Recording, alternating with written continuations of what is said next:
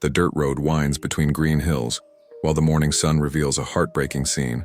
Under a dry tree, a brown cow lies, its body covered in dozens of small dark dots that move under its dull fur.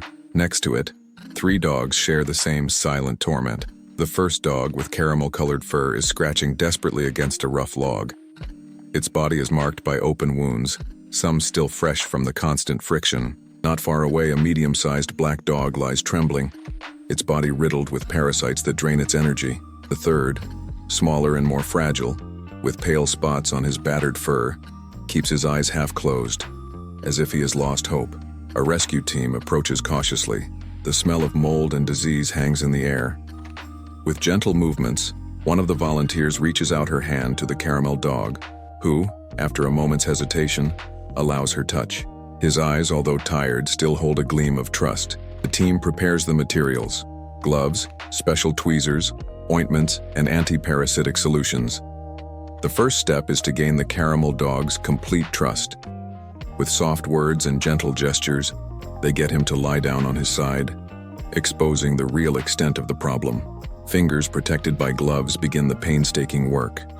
Each tick is removed with precision, one by one. The caramel-colored dog, initially tense, begins to relax as he feels the gradual relief.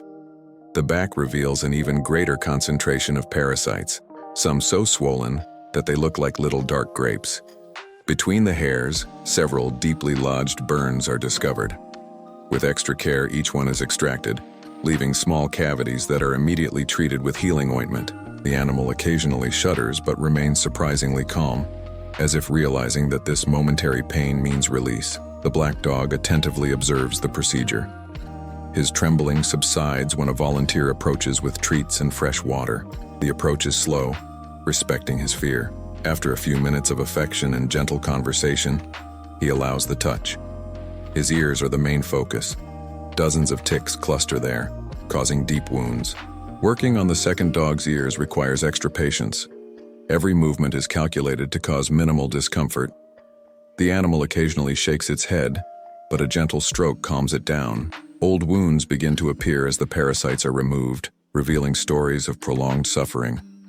The third dog, the most debilitated, requires an even more delicate approach. Its fragile body barely has the strength to react when it is touched. The infestation in his case is frightening. The parasites practically cover every centimeter of his skin. The work starts at the neck, where the ticks form grotesque clusters. Each movement of the tweezers reveals new layers of infestation. Between the ticks, deeply ingrown bites are discovered, some the size of a coin. The little animal occasionally moans, but its eyes begin to show a different gleam, as if it realizes that this temporary pain means salvation. Attention now turns to the cow. The challenge is significantly greater, not just because of the animal's size, but because of the impressive amount of parasites.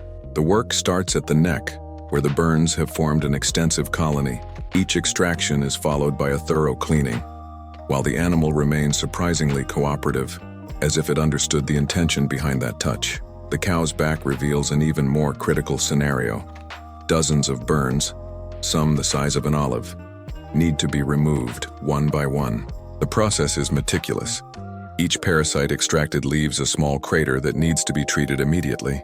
The ticks, in frightening quantity, are removed in sequence, revealing the bruised skin underneath. As the work progresses, the transformation begins to become visible. The cow, previously apathetic, begins to raise her head more often. Her skin, although still marked, no longer harbors that mobile mass of parasites. The wounds are treated with healing ointments, and a special spray is applied to prevent new infestations. The 3 dogs, now free of their parasite load, are beginning to show signs of renewed life. The caramel-colored dog, the first to be treated, is already taking firmer steps. The black dog, who used to tremble constantly, now allows himself to lie down relaxed, his ears finally at peace. The smaller one, who had barely moved, begins to respond to the affection with a slight wag of his tail. A special meal is prepared for everyone. The cow receives fresh hay and clean water, while the dogs share a nutritious meal specially prepared for recovering animals. Their previously lethargic movements gain new energy as they eat. The sun begins to set, coloring the sky orange. Where once there was only suffering, now there is hope. The cow, standing up, watches the horizon with livelier eyes. The three dogs lying next to each other are truly resting for the first time in a long time. Their wounds are beginning to heal, and their hair, although still marked, no longer carries that invisible weight. The following weeks are shown in rapid succession. Wounds healing, hair starting to grow back, looks coming to life. The cow and the three dogs, once united by suffering, now share a new beginning. Their bodies, free of the parasites that tormented them, begin to tell a new story.